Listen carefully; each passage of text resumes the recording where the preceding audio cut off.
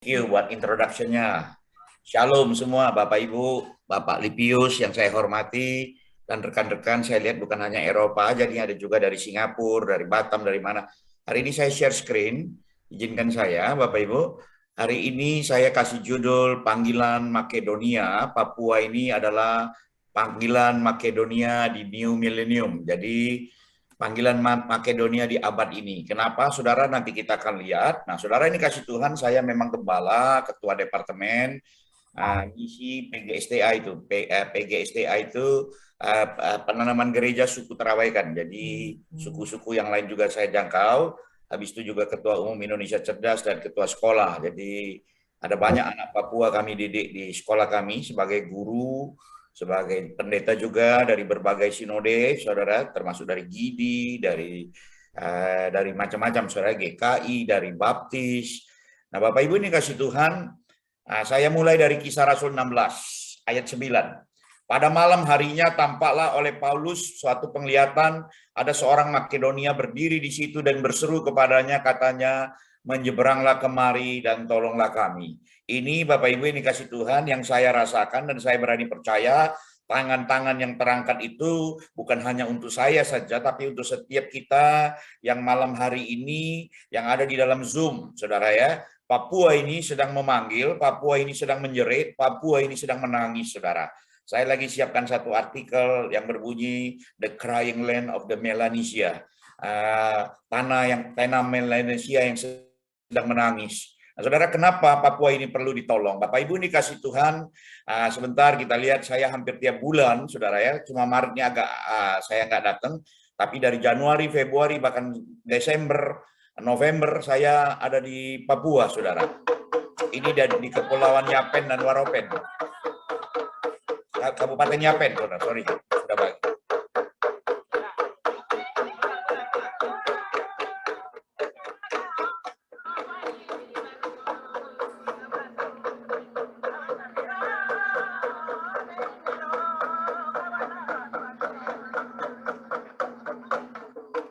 Oke, nah saudara, negeri yang cantik, yang luar biasa ini, saudara, negeri yang terus mau dirusak dalam cengkraman kuasa gelap, saudara harus tahu itu.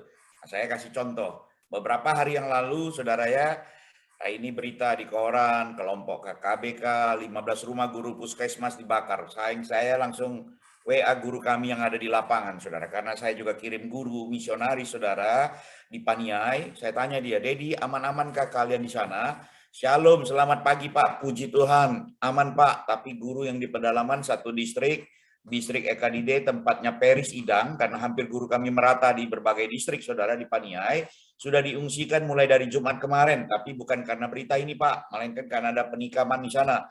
Kemudian distrik lain, distrik Aradide, tempat Sukahulu, wifi mereka diputus, dan distrik lain masih berjalan pembelajaran, masih menunggu info lebih lanjut. Saudara ini kasih Tuhan, tidak gampang melayani di tanah Papua yang terluka. Tanah yang hancur, yang tanah negeri, yang berdarah-darah bertahun-tahun, tentu ada penyebabnya, saudara ya. Bukan tanpa sebab mereka bisa bereaksi begitu cepat, dan saudara, emosional tentu punya dasar. Nah, Bapak Ibu ini kasih Tuhan, harus tahu di buku-buku misi di seluruh dunia, saudara, ada satu buku yang sangat terkenal yang ditulis oleh Ruth Tucker, A Biography History of Christian Mission. Dia menulis From Jerusalem to Irian Jaya.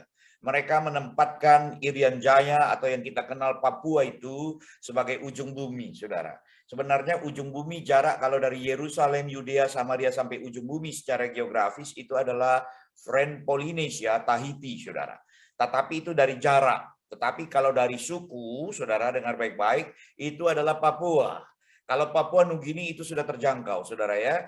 Sudah penetrasinya Injil sudah bagus. Tetapi untuk Papua, Melanesianya Indonesia ini, saudara, masih dianggap ujung bumi.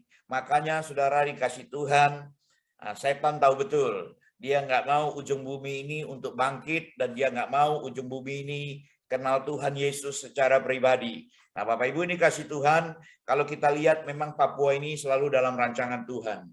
Penginjilan Papua ini dimulai tanggal 5 Februari 1855 ketika dua orang misionaris asal Jerman yang bernama Karl Wilhelm Otto dan Johann Gottlob Geisel tiba di Pulau Mansinam di Papua Barat, saudara. Dan kita baru merayakan, saudara ya, Hari Injil untuk Papua. Nah, Bapak Ibu ini kasih Tuhan, tetapi mulai dari hari itu, saudara ya, sampai sekarang, saudara sudah hampir 160 sekian tahun Papua ini tidak terjangkau, saudara. Bahkan Papua ini mulai diporak-porandakan. Nah, Bapak Ibu ini kasih Tuhan, kalau kita lihat pembagian wilayah, 7 wilayah adat Provinsi Papua, saudara, 7 wilayah adat ini kan mengcover, saudara, hampir 300-an suku-suku yang lain, saudara ya. Ada Dombere, Bombere, saudara, Mamta, Lapago, Animha, saudara ya, Sereri, Mepago, saudara. Ini 7 wilayah adat yang tidak bisa terpisahkan untuk Papua.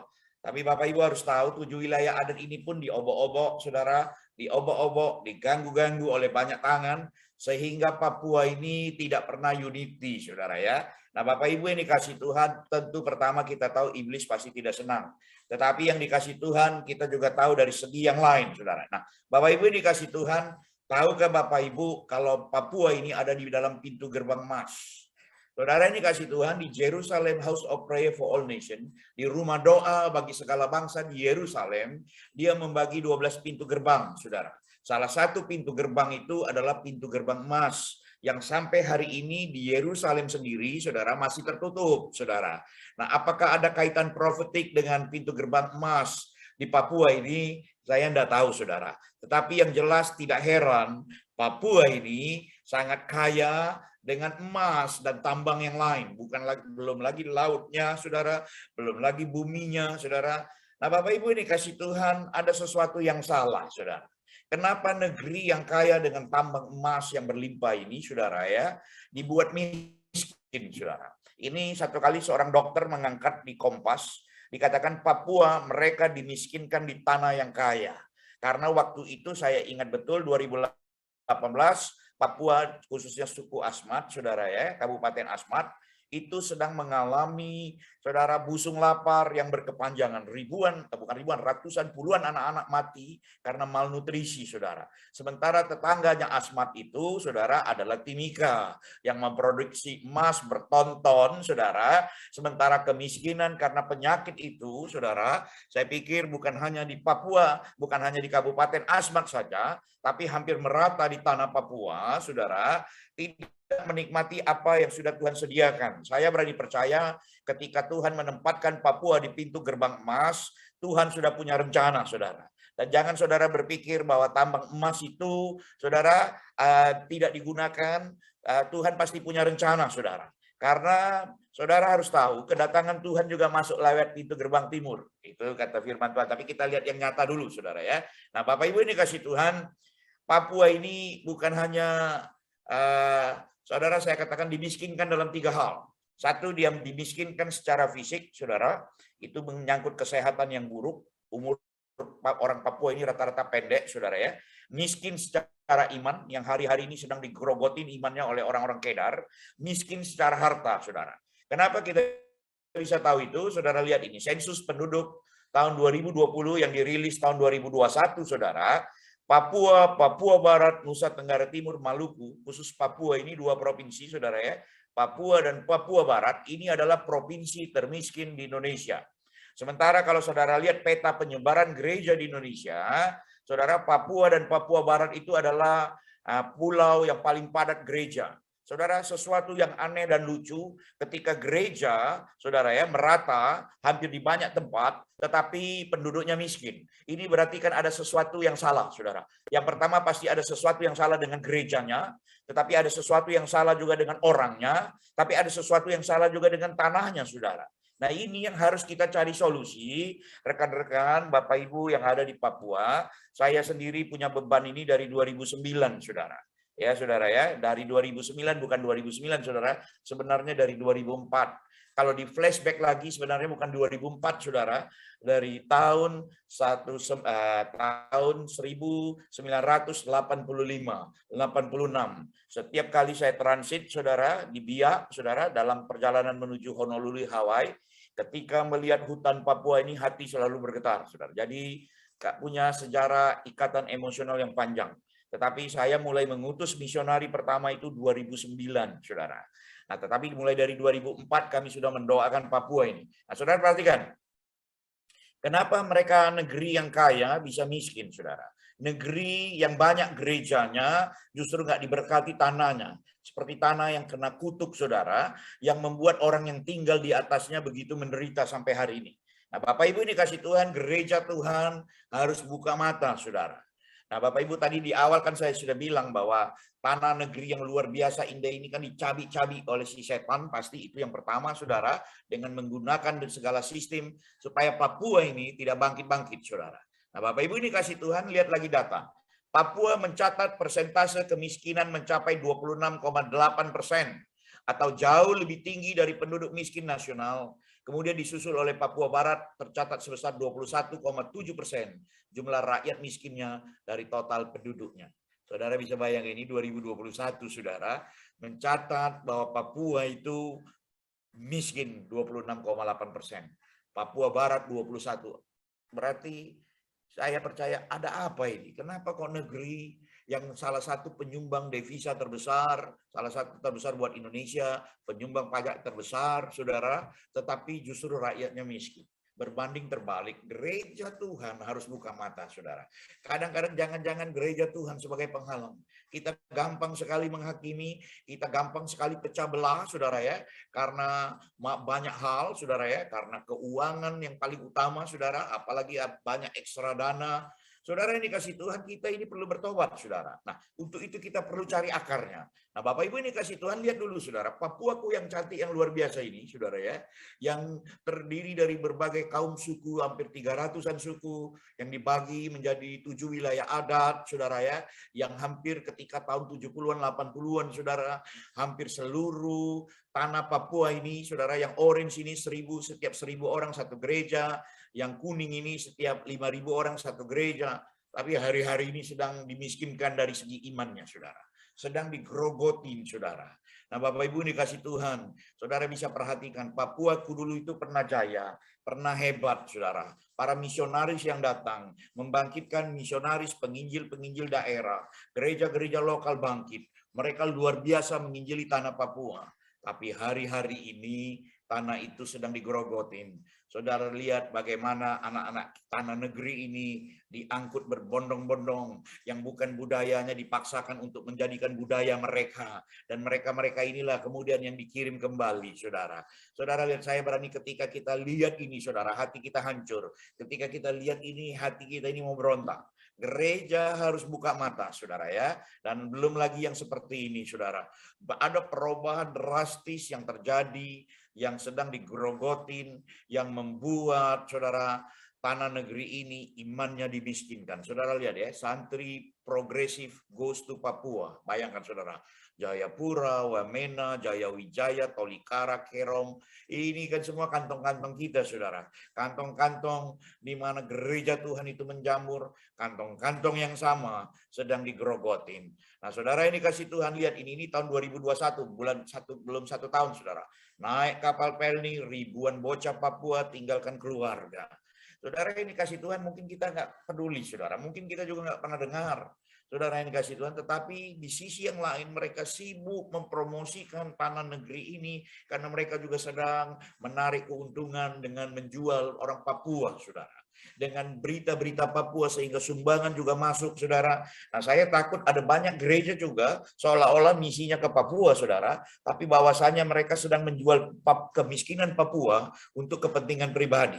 Nah, saudara ini kasih Tuhan, bagaimana reaksi kita, saudara? Ketika dilakukan survei, ada satu lembaga gereja, saudara, 2 kota yang diambil, Sorong dan Wamena. Ini saya simpulkan saja, saudara ya.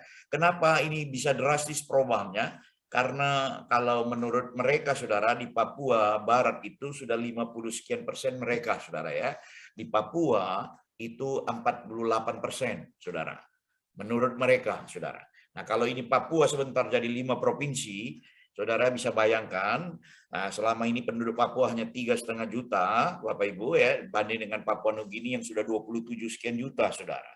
Dan kalau ini dijadikan 5 provinsi lagi, bukan mempercepat pembangunan, saudara, mempercepat habisnya, saudara bisa ngomong sendiri, saudara. Kenapa bisa terjadi perubahan demografi itu ketika survei ini dilakukan? 1, migrasi ke dalam dan keluar. Orang-orang luar yang masuk ke dalam, orang-orang Papua yang dibawa keluar tadi, saudara.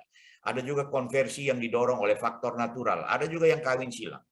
Nah, kita harus akui dengan jujur, saudara, gampang kali kita jatuh cinta orang kita Papua ini dengan orang luar, saudara.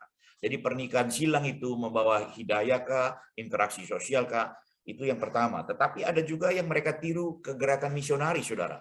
Proselytizing yang mengarah pada replika kegerakan misi dari segi ekonomi, pemberian bantuan, pendidikan, penyediaan pendidikan murah, catatan penting bagi gereja, bahkan gratis, saudara, sementara pendidikan Kristen itu mahal-mahal, saudara.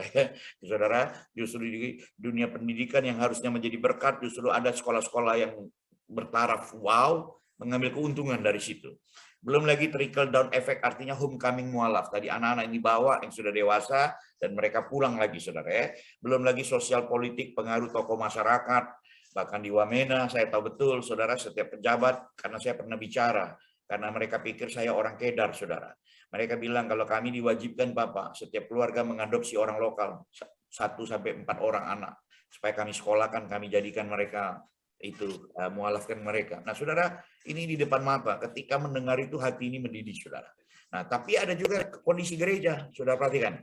Kondisi spiritualitas gereja, pemahaman umat yang dangkal terhadap doktrin dasar kekristenan. Saudara, ada banyak hamba Tuhan yang buta huruf, saudara. Ada banyak hamba Tuhan yang nggak sekolah. Ini juga mempercepat orang hijrah, saudara. Karena hamba Tuhan tidak membuka diri untuk belajar lebih lagi. Yang kedua, medan yang sulit sehingga pengembala di beberapa tempat diserahkan kepada majelis. Kadang-kadang majelisnya juga buta huruf, saudara.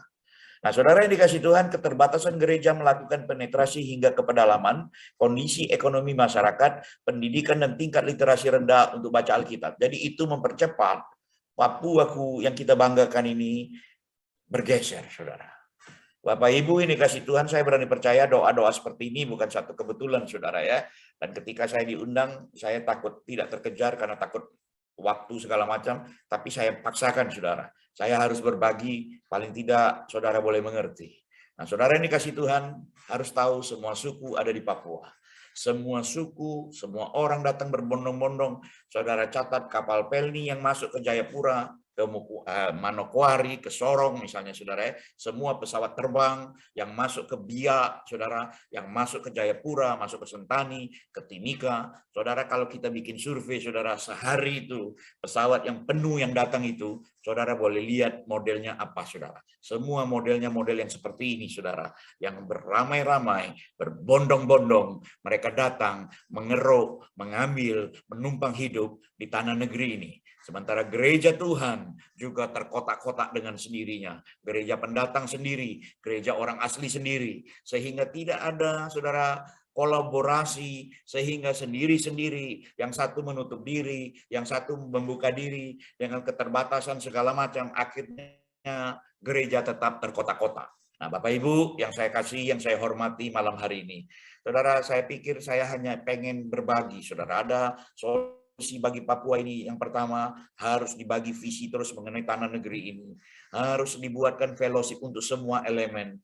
Mulai dari hamba Tuhan, mulai dari bisnismen yang anak Tuhan, mulai dari pemerintahan, supaya buka mata, saudara. Jangan menikmati uang-uang yang berlimpah, yang ujungnya maut. Berapa banyak pemimpin-pemimpin di Papua ini yang matinya tidak betul, saudara ya. Di hotel, di perempuan, saudara, pejabat-pejabatnya, dengan menikmati kelimpahan, saudara, hidup di dalam dosa yang bergelimangan, saudara, sehingga, saudara, hukuman itu turun, saudara. Ini saya tidak menghakimi, tetapi ini fakta. Nah, mari kita, dan perlu juga kita melihat data realnya, data nyatanya Papua ini. Tanah ini sudah seperti apa? Seringkali kita pikir semua masih aman, saudara. Karena sensus penduduk menyatakan masih 51% penduduk Papua, 53% Kristen. Tapi Kristen yang sedang digrogotin, saudara. Mari kita perlu, saudara, tindakan langkah-langkah yang mungkin kita bisa lakukan. Mari kita ambil selangkah demi selangkah. Karena semua masih mempertahankan ego, saudara ya. Jadi tidak bisa kita langsung mau sesuatu yang besar. Makanya perlu ada perencanaan, kita bikin SWOT analisis, kita bikin smart goal, supaya kita semua boleh gandeng tangan. Nah, Bapak Ibu ini kasih Tuhan, langkah pertama yang harus dipikirkan secara rohani, saya hanya mengatakan menggali sumur, saudara. Papua ini pernah ada kebangunan rohani di banyak tempat. Ada banyak merek gereja, semua pernah mengalami kebangunan rohani. Mari kita gali sumur itu. Kejadian 26 ayat 18 bilang ini. Kemudian Ishak menggali kembali sumur-sumur yang digali dalam zaman Abraham ayahnya dan yang telah ditutup oleh orang Filistin sesudah Abraham mati. Bayangkan saudara ya, Abraham dulu pernah hebat, waktu dia mati orang Filistin kubur semua saudara. Dan anaknya saudara mulai menggali lagi sumur-sumur yang pernah dibuat oleh bapaknya. Nah, saudara, dengar baik-baik, para misionaris, tokoh-tokoh, bapak-bapak Papua sudah menggali sumur itu, saudara ya, tetapi ditimbun lagi oleh orang-orang Filistin, saudara, dan generasi saya dan saudara adalah generasi yang harus menggali kembali supaya orang Papua itu boleh bangkit, saudara. Saudara bisa bayangkan kalau gereja-gereja Papua itu bangkit, kita nggak perlu penginjil dari mana-mana, saudara. Cukup dengan spirit perangnya orang Papua yang berani mati, saudara, menjadi spirit penginjilan yang luar biasa, melihat setiap orang yang datang itu diresponi dengan terima kasih Tuhan. Ladang ini kami tak perlu cari, ladang ini yang mendekat sama kami, kira-kira begitu, saudara ya. Nah, saudara, makanya peran pekabaran Injil gereja-gereja Papua harus dibangkitkan lagi, saudara. Yang tidak tahu dilatih, yang nggak mengerti di training, saudara. Kalau ini tidak dilakukan, saudara, cepat atau lambat, jangan heran nanti Papua kita akan tetap jadi hijau, saudara. Nah, Bapak Ibu ini kasih Tuhan, satu kali kami ada di Tiong, saudara lihat ya. Ketika Tiong dilawat, saudara, ini gereja baptis, saudara. Dan saya nggak pernah dengar seperti ini, saudara. Ini entah ini bahasa Lani kah, bahasa Dani kah, atau mereka kepenuhan Roh Kudus kah. Tetapi ini sesuatu yang luar biasa, saudara.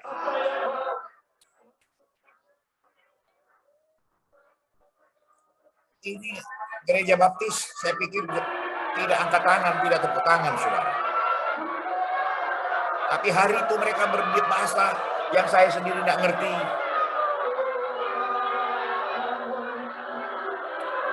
Saudara, seperti kitab Joel, anak-anak teruna-teruna berbahasa, saudara, bergairah, berbahasa-bahasa yang, saudara, saya pikir secara rohani mereka perlu dibangkitkan kembali. Yang kedua, saudara, langkah apa yang harus diperhatikan? Saudara, penguatan, pengajaran, pemuritan akan membuat gereja kuat. Ini yang hari-hari ini banyak ditinggalkan orang, saudara. Entahlah orang membakar di atas dasar ini dengan emas, perak, permata, kayu, rumput kering, atau jerami. Sekali kerap, pekerjaan masing-masing orang akan nampak. Karena hari Tuhan akan menyatakan, sebab ia akan nampak dengan api, dan bagaimanakah pekerjaan masing-masing orang akan diuji oleh api. Saudara, kadang-kadang orang suka jadi WL, suka jadi singer, ya tampil, khotbah, segala macam, tahap apa aja, saudara.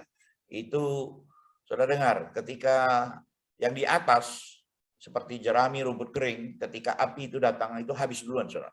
Tetapi mereka yang ada di bawah bumi, seperti emas, perak, ketika dibakar, mereka tambah murni. Penguatan, pemuritan, saudara, itu akan membuat orang-orang itu kuat. Saudara ya, itulah yang disimpan di dalam sanubari, itulah yang disimpan di dalam hati, itulah yang disimpan di dalam memori, saudara. Melayani Tuhan, menjadi WL, singer, gak salah, saudara ya. Berkhotbah, asar, semua bagus, saudara. Tetapi alangkah lebih bagusnya lagi ketika kita menguatkan dari dalam. Bapak Ibu ini kasih Tuhan. Jadi harusnya misi dan PI itu jalan terus seperti dulu sedia kala, saudara. Konten isi firman itu tidak pernah berubah, tapi konteksnya bisa di mana aja, seperti di Papua ini, saudara ya, mau di lapangan, di kaki gunung, di bawah pohon, saudara ya, konteksnya bisa di mana saja, kontainernya, tempatnya bisa di mana juga, saudara, bisa disesuaikan. Itu yang harus kita ingatkan gereja Papua, bukan soal gedungnya, saudara ya, megah. Wow, kita lihat gedung yang dibangun miliaran, saudara, bantuan ini, bantuan itu pun digrogotin juga untuk diambil keuntungan. Saudara bayangkan, di rumah Tuhan pun digrogotin juga, saudara. Nah, saudara ini kasih Tuhan, tapi harusnya kita melakukan seperti gereja mula-mula yang ada di Papua. Nah, Bapak Ibu ini kasih Tuhan, gereja yang misioner, saudara. Doa seperti sekarang, itu jalan terus, tapi juga memuridkan dan mengutus, saudara. Kenapa? Karena ada banyak budaya, banyak etnis di tanah ini, supaya bisa lintas etnis dan budaya, mari berani bayar harga dan ambil resiko. Kapan lagi? Dan fokusnya memberitakan kerajaan Allah, saudara. Bukan kerajaan sinode kita, merek gereja kita batasi, saudara. Dan singkat cerita itu kan melukakan hati Tuhan. Nah, Bapak Ibu ini kasih Tuhan. Yang kedua, Saudara, yang pertama gereja harus dibangkitkan dengan menggali sumur, saudara, menggali potensi yang ada di setiap gereja yang ada di tanah Papua. Yang kedua, saudara, kita perlu meningkatkan pendidikan anak Papua ini. Saudara lihat, saudara, anak Papua yang putus sekolah, saya ini dari Asmat, saudara, hancur hati saya. Saudara bayangkan kepala sekolahnya buta huruf, saudara. Jadi saya dari Paniai juga buta huruf juga, saudara. Dana bos bantuan itu nggak ngerti bagaimana menggunakannya, saudara. Nah, Bapak Ibu ini kasih Tuhan ada banyak seperti itu. Saya tidak menyalahkan itu, saudara ya. Daripada kasih orang luar, Pak. Ya, oke lah. Tetapi kan tetap harus ada perubahan. Perlu guru-guru yang lahir baru yang cinta Tuhan untuk mendampingi. Saudara bahkan dikatakan, saudara ya, beberapa kajian secara khusus memberikan perhatian pada permasalahan guru. Gurunya juga nggak pernah datang, saudara. Bahkan guru-guru yang kita kirim, karena saya dari Indonesia Cerdas, saudara ya, kirim hampir 1000 lebih guru, saudara. Karena mereka dikontrak 2 tahun, ada yang pulang, ada yang datang. Mereka yang mau sungguh-sungguh pun dimusuhin, saudara. Akhirnya jadi nggak sungguh-sungguh, supaya nggak usah masuk sekolah terus, saudara. Ini fakta, saudara ya. Nah, saudara, jadi SDM Papua itu perlu ditingkatkan. Peningkatan pendidikan, peningkatan kesehatan, mengutus guru-guru, dan saya mengambil dari Papua ini membina generasi, saudara. Nah, dari SMA saya sudah ambil, saudara ya. Di Batam kami ada SMK IT. Kami sudah ambil dulu, saudara, 5 anak, 10 anak, saudara. Dari Pegunungan Bintang, dari mana, paling tidak mereka sumber daya manusianya boleh dikembangkan nanti. Kita harap mereka kembali ke tanah negeri ini membangun Papua ini, saudara. Nah, ini contoh ketika kami mengutus guru-guru kami ini di Pegunungan Bintang, saudara, kalau jalan kaki 8 hari nih, saudara, baru ke kecamatan yang terdekat. Apa ini yang kepala? Kepala nih. Sama tinggi dan turun nih.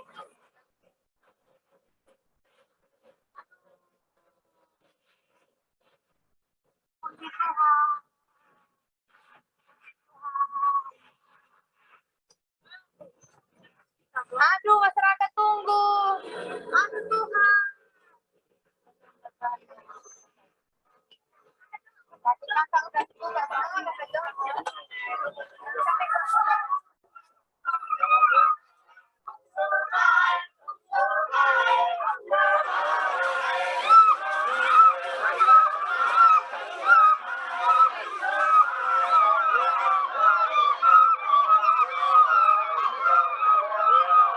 Tempat ini hampir 20 tahun, saudara, tidak ada guru.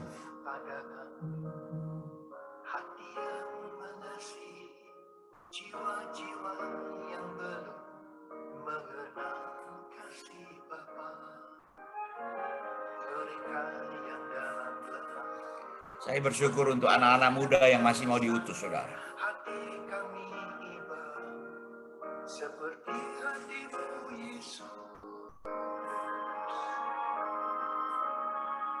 Ini guru PAUD ini muridnya mulai dari anak 3 tahun sampai 26 tahun, saudara, belajar baca. Nah, saudara, ini kasih Tuhan, Bapak Ibu harus mengerti.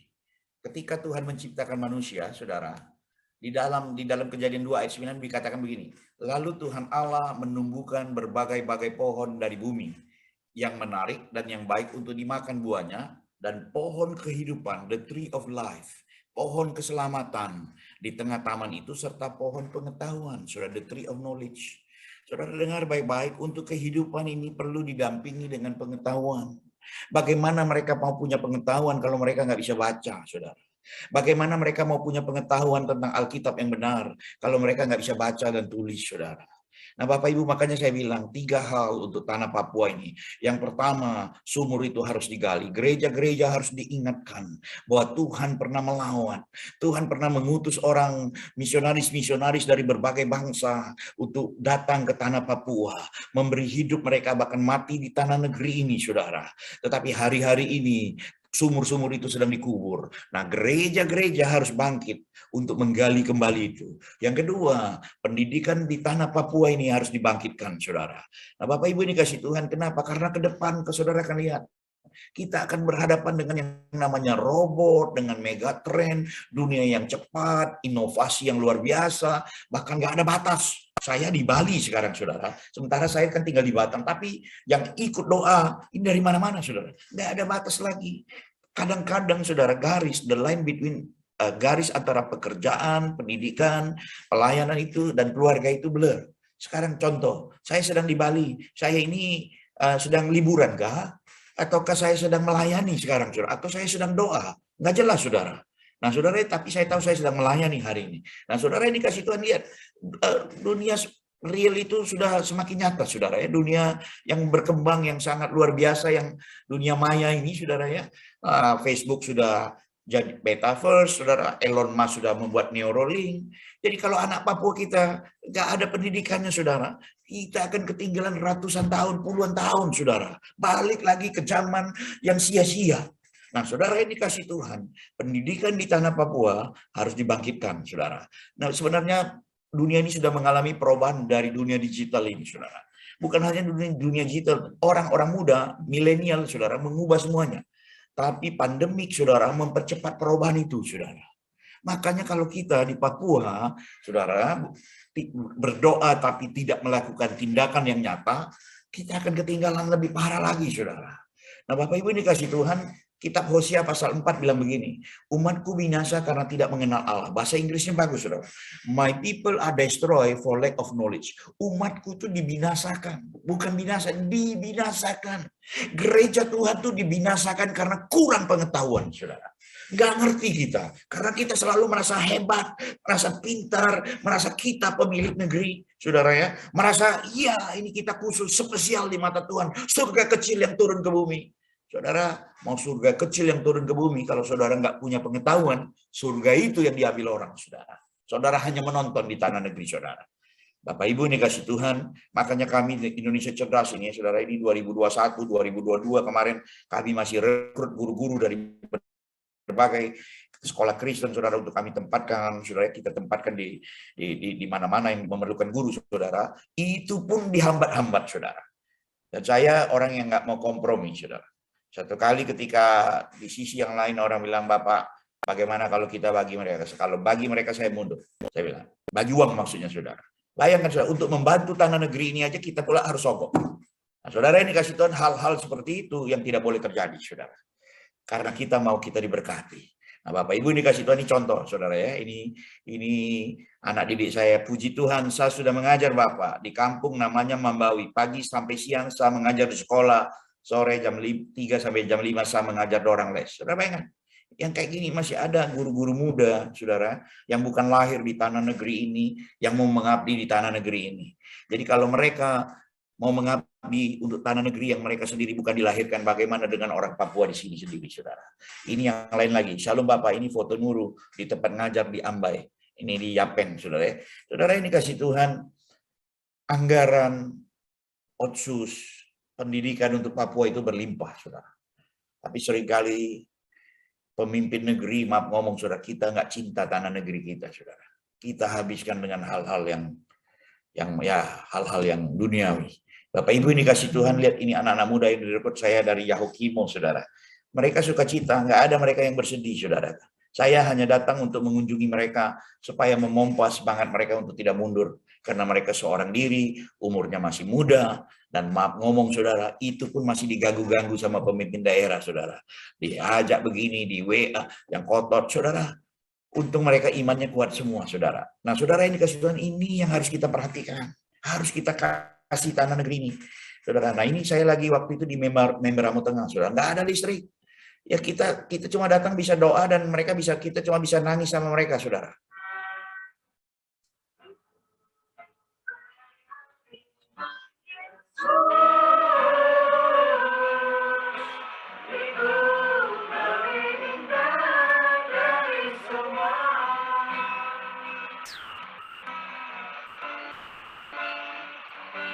Saudara bisa bayangkan enggak, di dalam mereka mengabdi, mengajar, di dalam kesepian, tidak ada listrik juga, saudara, dan kalau seandainya tidak dilakukan, diperhatikan, saya pikir mereka juga akan lonely dan frustasi juga, saudara. Dan bersyukur, saudara ya, perhatian kan bukan hanya membawa, wow, kasih berkat, bukan, saudara. Mereka cukup kita datangi, kita doakan, kita tumpang tangan, biar mereka semangat. Belum lagi mereka yang terancam, saudara ya, para guru-guru muda ini, saudara. Tapi kita bersyukur, ini yang dijaya-jaya mereka turun semua. Ini kami ada 50, sudah hampir 100 lebih nih di Jaya Wijaya. Sebagian sudah jadi pegawai negeri juga.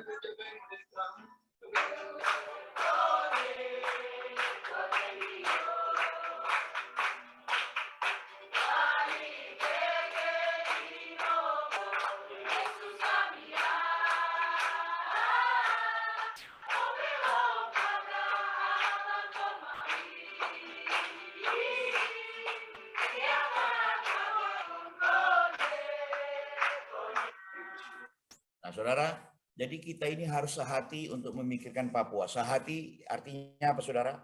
Semua suku di Papua harus memikirkan Papua ini, saudara. Semua gereja Tuhan yang di Papua ini, segala macam merek, yang tepuk tangan, yang tidak tepuk tangan, yang baptis selam, yang baptis apa, saudara, harusnya kita sehati semua memikirkan. Jangan kita saling curiga, saling ini, itu dulu, saudara, supaya paling tidak kita memikirkan bersama-sama, saudara. Dan saya berani percaya setiap gereja itu punya pendukung fanatiknya sendiri-sendiri, saudara. Ada traditional fanatical follower.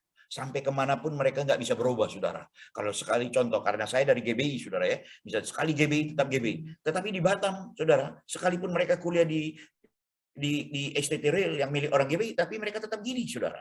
Mereka juga tetap GKII, saudara ya. Mereka juga tetap apalagi, saudara, Kingmi, saudara. Jadi bukan tetap baptis. Dan mereka pulang, mereka pun bergairah, kami akan buka gereja Bapak, kami akan diutus. Itu yang kita harapkan, saudara. Sehati, saudara, bukan hanya semerek gereja, tapi sehati berbagai gereja, berbagai ras, saudara, berbagai elemen, perlu sehati untuk memikirkan tanah negeri ini, saudara. Nah, Bapak Ibu ini kasih Tuhan, saya selalu bilang kemanapun harusnya kita kumpul sama-sama, kita bikinlah SWOT analisis untuk gereja-gereja Papua. Antara yang kekuatan, kelemahannya di mana, terus kesempatannya apa, pantangannya apa, duduk bersama. Supaya apa, saudara? Supaya kita bisa tahu kekuatan kita dengan kesempatan, kekuatan kita itu, kalau digabung dengan kesempatan, kekuatan kita untuk memaksimalkan kesempatan. Ketika kekuatan itu digabungkan dengan ancaman, kekuatan kita untuk mengurangi ancaman. Kalau kelemahan digabung dengan kesempatan, saudara, tindakan apa yang diambil untuk menekan kelemahan dengan kesempatan yang ada. Kalau kelemahan digabung dengan ancaman misalnya, tantangan, bagaimana meminimalis kelemahan untuk menghindari ancaman. Artinya apa, saudara? Nggak ada yang nggak bisa kita lakukan, saudara.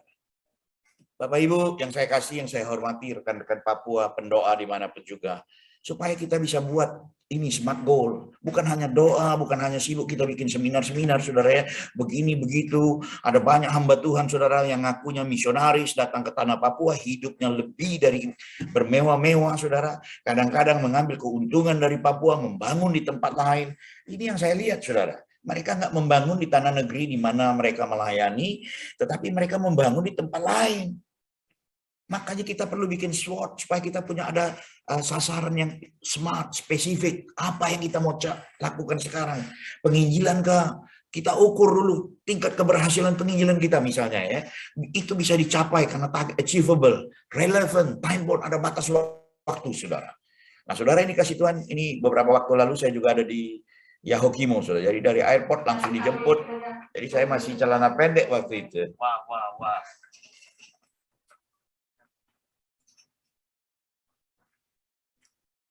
Oke, wah.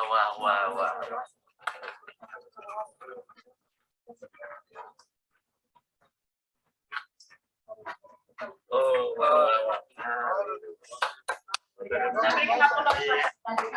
Oke, nah saudara ini, dan malamnya saya kasih seminar di depan Pak Bupati juga, tapi saya nggak bebas karena ajudannya ada yang kedar, saudara ya. Jadi hanya yang umum.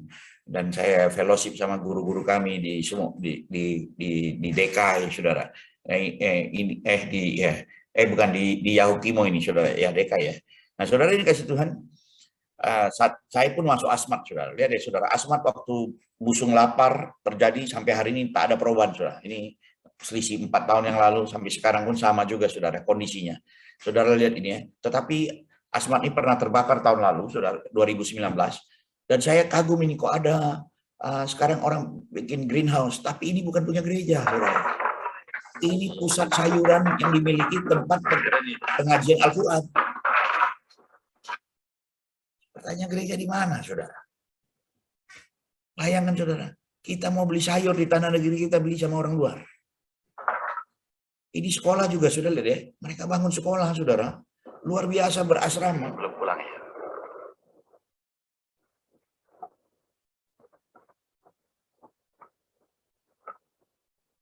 Ya.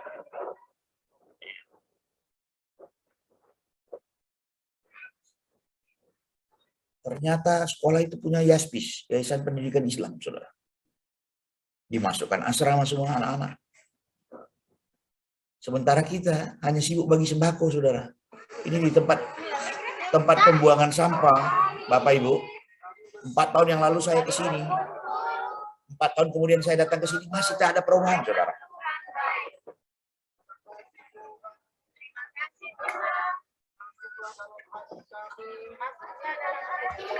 Saudara, ini di asmat, saudara, dan ini asrama. Tadi lihat, saudara lihat sekolah mereka ya. Ini sekolah, ini asrama di depan rumah misi kita, saudara. Rumah transit kami yang kami bangun juga. Ini asrama untuk anak SD, tapi 3 dusun masuk ke situ, saudara. 3 dusun punya keluarga. Saudara bisa bayangkan, Bapak Ibu, macam mana lagi anak-anak tuh nggak sekolah lagi, saudara. Sementara yang di sana asramanya tertib. Ini asrama yang gereja bangun, Pemda bangun. Orang tua pun ikut masuk, saudara. Jadi kadang-kadang hati ini hancur, nggak tahu lagi mau teriaknya bagaimana, saudara. Nah, Bapak Ibu, saya juga mengunjungi distrik-distrik di Paniai, saudara, yang tadi ada. Ini negeri yang sangat cantik. Di ketinggian 1.700 ada 3 danau, saudara.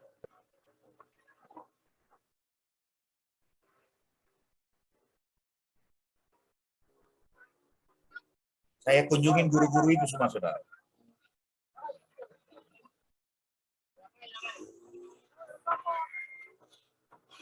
Oke, ini mereka, saudara. Saudara lihat mereka mengabdi, dan saya pun grateful, saya bersuka cita, saudara ya, karena mereka membagi hidup mereka.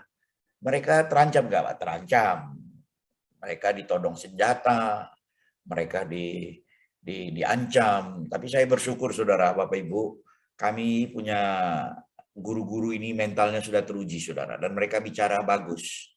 Bapak berjuang di gunung, kami berjuang di meja sini. Kalau Tuhan Yesus mau Bapak merdeka sekalipun, Tuhan izinkan. Tapi kalau tidak, sampai kaki ke bawah, kaki ke atas, kepala ke bawah pun, Tuhan tak izinkan, tetap Tuhan tidak izinkan. Tapi yang ketiga dia bilang, kalaupun merdeka atau tidak merdeka, itu urusan. Tapi anak-anak Papua tetap perlu belajar. Nah, saudara dengar baik-baik, kita sebagai hamba Tuhan, kita nggak ngerti soal politik. Bukan kita nggak ngerti, saudara. Kita nggak mau ikut-ikutan. Bagian kita adalah mendidik. Bagian kita melayani. Saudara, ini kasih Tuhan itu di Paniai, saudara.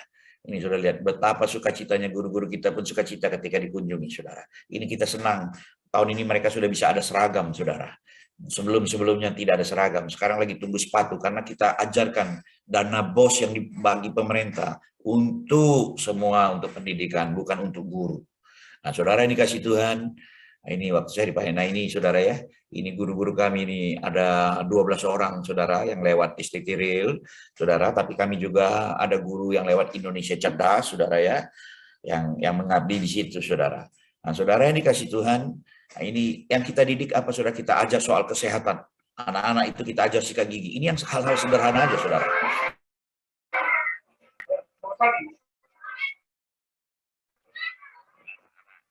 Singkatnya. Dan ini sekolah ranking 2 secara kabupaten, saudara ya. Ini Yayasan Pendidik Yayasan Pendidikan Kristen punya, saudara. Tapi guru-gurunya semua dari dari Serafim. Serafim ambil dari Indonesia Cerdas juga. 80% ini, saudara. Anak-anaknya kita didik. Sementara bapak-bapaknya di gunung, saudara. Dan 1 minggu 2 kali kita awasi mereka untuk mandi, jaga kesehatan. Ini kalau mereka tumbuh, semua sekolah bisa seperti ini, saudara. Ini akan jadi berkat. Ini Yayasan Pendidikan Kristen Papua, saudara. Saya pikir ini GIDI punya, saudara ya. Tapi guru-gurunya semua, saudara, dari luar. Ini yang luar biasa. Ini bupatinya juga cinta pendidikan, cinta rakyatnya, saudara. Sekarang kepala dinasnya adalah istrinya sendiri, jadi semua sudah mengalami perubahan yang luar biasa. Nah, saudara, ini kasih Tuhan sebagai penutup sebelum saya doakan. Satu kali, saudara, William Wilberforce ini, saudara, anggota dewan. Dia ini adalah anggota dewan dan dia seorang saudagar, seorang pedagang, bisnismen. Dia orang yang memutuskan untuk perdagangan budak itu dihapus di Inggris. Satu kali dia lihat di pasar itu, saudara, ada seorang budak yang badannya hancur seperti itu, yang sedang digantung, sedang dilelang. Sudah 3 hari budak itu dijual tapi tidak laku, saudara. Jadi akhirnya William ini datang, dan harga budak itu sudah turun dari 60 pounds jadi 10 pound, saudara.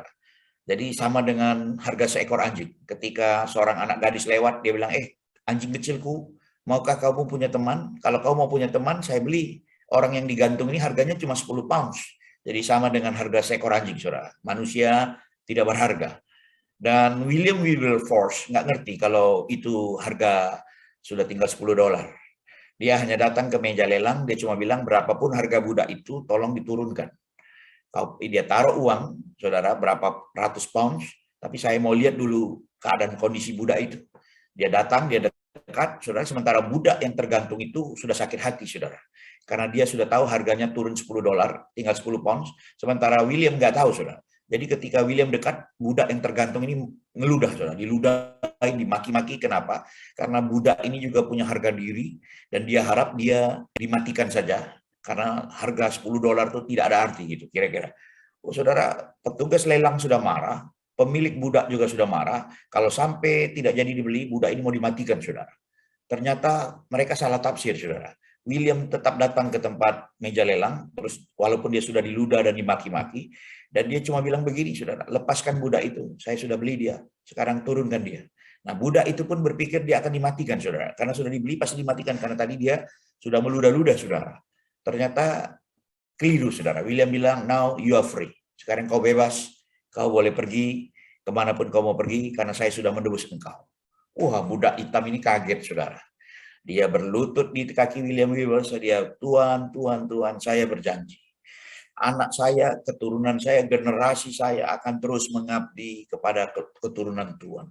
Saya berjanji, saya akan setia melayani, saya akan setia mengabdi dengan sungguh-sungguh. Bapak Ibu ini kasih Tuhan, tahukah saudara, generasi orang hitam ini, saudara, generasi keempat, kelima, keenam dari orang hitam yang pernah jadi budak ini, adalah orang-orang yang sukses di Eropa, orang-orang yang sukses di Amerika. Kenapa, saudara? Saya lupa namanya, saudara. Kenapa, saudara? Karena dia menghargai arti penebusan. Bapak Ibu yang ada di tanah Papua, Karl William Otto Gottschalk datang ke Papua 160 sekian tahun. Membagi hidupnya untuk orang Papua boleh mengenal Injil. Dan hari ini kita boleh mengenal Injil. Kita boleh mengenal Yesus. Biarlah kita juga boleh mengabdi dengan sungguh-sungguh. Menjadi berkat buat tanah negeri ini. Mari kita berdoa. Bapa Surgawi, hamba-Mu selesai menyampaikan firman hari ini. Berkati apa yang sudah hamba-Mu bagi. Tanamkan apa yang kami dengar. Biarlah kami boleh terus bergairah, berjalan bersama dengan Tuhan. Berkati rekan-rekan hamba-Mu yang ada di Papua maupun dimanapun yang boleh mendengar firman Tuhan sore hari ini. Berkati setiap mereka, Tuhan. Berkati Pak Lipius dan tim, berkati tim doa, berkati Kak Eli. Berkati rekan-rekan yang ada di Wisma Papua Alum. Tuhan memberkati mereka semua. Kami menyerahkan setiap kami ke dalam tangan Tuhan. Dalam nama Yesus. Haleluya. Amin. Shalom. Tuhan berkati. Saya kembalikan. Puji Tuhan. Terima kasih Pak Irwan, Pak Franciscus Irwan Wijaya. Bapak Ibu, kita semuanya pasti sangat diberkati. Mari kita berikan kemuliaan dulu kepada Tuhan. Terima kasih Pak Irwan untuk semua apa yang diperjuangkan dan semua yang sudah dikerjakan oleh Yayasan Indonesia Cerdas, STT Real Batam, dan pelayanan Bapak di GBI. Sinode. Kami sangat bersyukur, kami sangat diberkati. Luar biasa, sangat terharu Pak.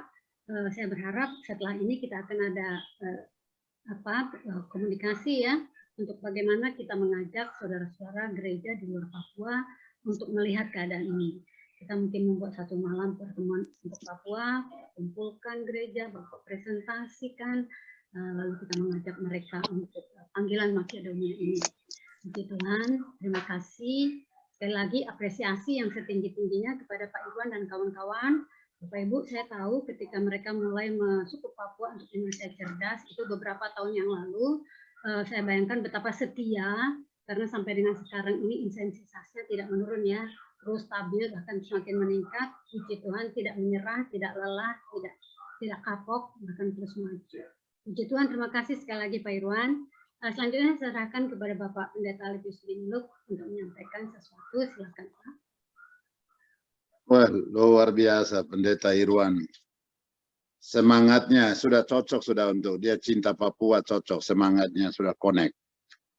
Terima kasih untuk tantangan yang sudah diberikan, beberapa poin juga yang sudah diberikan. Memang ini seperti tadi Pak Ibu Eli katakan perlu ada komunikasi lagi untuk informasi-informasi seperti ini perlu diketahui ya tadi orang-orang di sini khusus gereja, pimpinan gereja perlu. Jadi ego sektoral lebih banyak dominan, position lebih banyak dipertahankan daripada turun seperti tadi pelayanan langsung ke lapangan.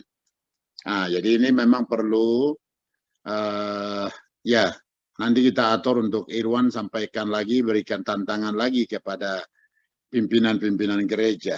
Di sini ada Pendeta Yohanes yang Ketua Wilayah GBI Papua, Pak Sumiran ada di sini, ada pendeta muda yang luar biasa, Isa Hikoyabi ada di sini, ada beberapa orang-orang hebat hadir di sini malam, dan saya pikir beberapa tadi sudah tangkap itu dan ya Indonesia Cerdas ini memang sudah kerja berapa tahun lalu sampai sekarang masih jalan. Nah, itu luar biasa. Api untuk pendidikan, pelayanan holistik ini terus jalan. Bagaimana kita bisa bersama-sama maju ke depan. Nah, seperti itu. Jadi saya pikir Pak Irwan perlu memberikan tantangan-tantangan lagi yang kita akan buat nanti lewat Zoom, atau pas acara-acara tertentu Pak Irwan bisa datang.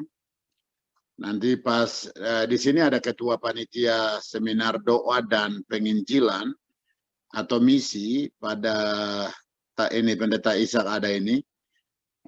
Itu bulan Juli tanggal 4, 5, 6, 7. Nah, jadi mungkin Pak Pendeta Isa juga bisa berikan kesempatan untuk Pak Irwan menyampaikan data tadi. Setelah itu kira-kira concrete action-nya bagaimana? Nah, seperti itu. Jadi orang Papua kadang-kadang banyak pemimpin tidak fokus. Begitu. Dalam situasi yang tidak fokus itu, saudara-saudara kita kaum Kedar ini ambil alih dengan jalan tol. Karena mereka punya resources, mereka punya sumber daya manusia. Mereka punya ya finansial yang cukup, sehingga ya kita tinggal jauh, kita sendiri yang bentrok, denominasi isme, wilayah isme, membentengi kita. Mereka ini tidak ada wilayah isme, denominasi isme. Mereka ini pokoknya target 2030 kaum Kedar sudah kuasai Papua. Nah, ini sedang jalan dengan pendidikan, kesehatan, ekonomi. Bahkan pemekaran yang sedang dorong ini juga ya program utamanya mereka itu. Program utamanya itu karena mereka sudah siapkan sumber daya manusia mereka untuk mereka hadir di Papua, yang sumber daya yang sudah terlatih maupun tidak terlatih. Jadi begitu dimekarkan mereka itu masuk untuk memenuhi semua, ya sudah selesai sudah. Nah, dulu pernah Papua adalah tanah Injil, api Injil pernah nyala, itu menjadi sejarah saja, itu menjadi sejarah. Makanya jangan sampai seperti Salomo, ya 2 Tawarik itu, 2 Tawarik pasal 7 ayat 16 kah, 17 kah, 18, 19, 20 kah. Artinya kalau sudah tinggalkan Tuhan, menjadi omongan orang, menjadi sindiran orang. Dulu pernah ada salib, dulu pernah ada gereja, dulu pernah ada pendeta-pendeta hebat, dan itu menjadi sindiran dan omongan orang nanti. Seperti itu. Jadi Tuhan sedang menggerakkan generasi muda seperti Pak Ishak ini dengan teman-temannya. Saya lihat mulai ada satu rekonsiliasi, satu unity, mulai sedang bangun. Sedang bangun untuk membangun kerajaan Allah tadi. Bukan membangun kerajaan tertentu, tetapi kerajaan Allah di seluruh tanah Papua. Dan juga tadi berapa kali Pak Irwan tekankan, doa boleh, ya, khotbah boleh, tapi harus ada realisasi, hal-hal nyata yang harus dikerjakan di lapangan. Kebutuhan apa? Pendidikan, sekolah pola asrama. Bagaimana kita bikin sekolah pola asrama? Bagaimana kita bikin klinik-klinik? Terus bagaimana pemuridan? Ini penting sekali. Pemuridan supaya kalau kaum Kedar masuk, jangan sampai mempengaruhi mereka dengan hal-hal duniawi tadi dan katakan, waduh begini begitu. Saya tidak mau singgung itu, tetapi mereka kan bisa bandingkan Tuhan dulu dengan Tuhan sekarang. Nah, Tuhan dulu tidak ada fakta, Tuhan sekarang ini, kamu bisa dapat ini, kamu bisa dapat ini. Inilah yang bahaya. Seperti itu. Jadi ini penting sekali, perlu kita diskusi bersama. Ini Irwan luar biasa. Saya minta kita tepuk tangan lagi untuk hamba Tuhan ini. Beberapa tempat yang saya belum masuk, Irwan sudah masuk. Padahal saya ini orang Papua, ini lahir di Papua. Ya hanya bedanya saya sudah masuk di seluruh pelosok provinsi Indonesia. Sehingga belum ada waktu. Saya ke Papua sudah tua, baru saya ke Papua. Sehingga saya seperti tadi Irwan jalan kaki naik ini, itu saya tidak bisa lagi karena semua saya sudah habis energi saya di Jawa, Sumatera, Sulawesi, Madura. Itu semua saya sudah keliling. Pulau Jawa tidak ada orang yang tidak tahu saya. Hampir sebagian kampung saya mereka tahu. Jawa Timur, Jawa Tengah, Jawa Barat sampai Baduy. Semua sudah masuk dan tim kerja saya sudah ada di sana. Underground ministry luar biasa. Nanti Irwan bisa lihat kalau COVID ini sudah aman, Natal akan kami buat. Saya hadirkan di Bandung, di salah satu aula besar, nanti bisa lihat kaum Kedar sudah kenal Tuhan. Jadi ya energi seperti adekku sayang pendeta Irwan, perlu kita rekrut lagi untuk api roh Tuhan, api pendidikan, api pemuridan, ini perlu dinyalakan di tanah Papua. Seperti itu.